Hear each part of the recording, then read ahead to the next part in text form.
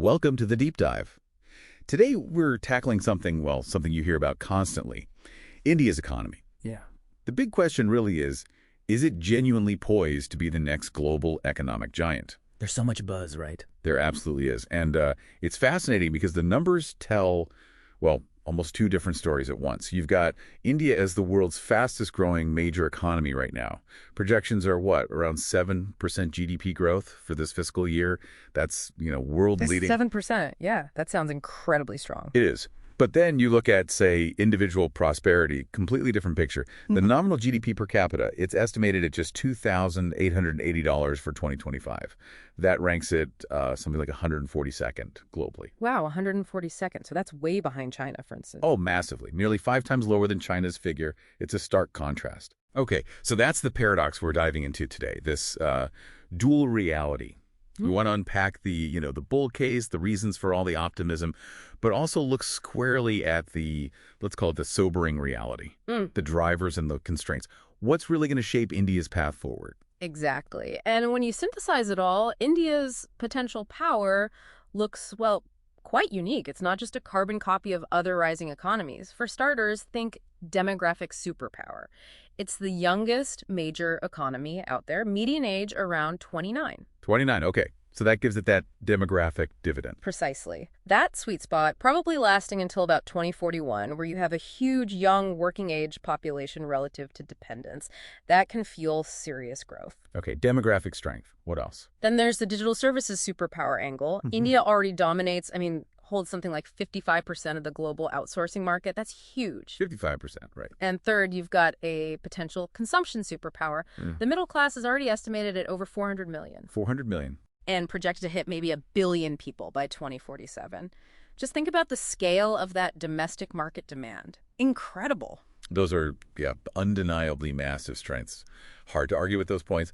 But like you said, there's the other side, the sobering reality. What are the big hurdles here? Well, a major one is this concept of jobless growth.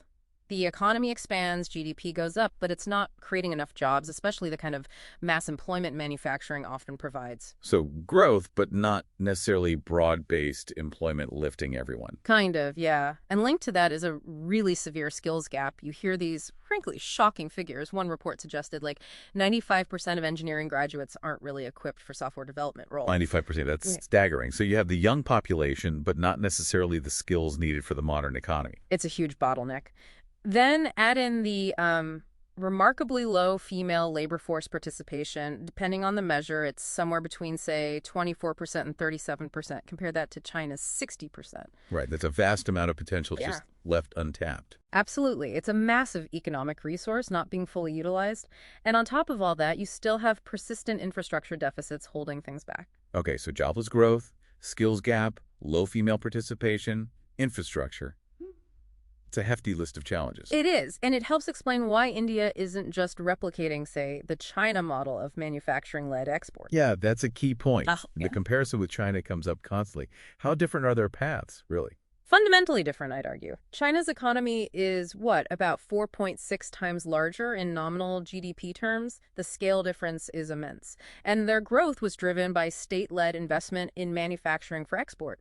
Millions of factory jobs. Whereas India is more services-led, more private sector-driven, maybe a bit messier. Exactly. It means India isn't likely to become a manufacturing or financial superpower on that same scale. Its role will be different. It's shaping up not as a new hegemon, but perhaps as a crucial balancer in a multipolar world, a large democratic counterweight.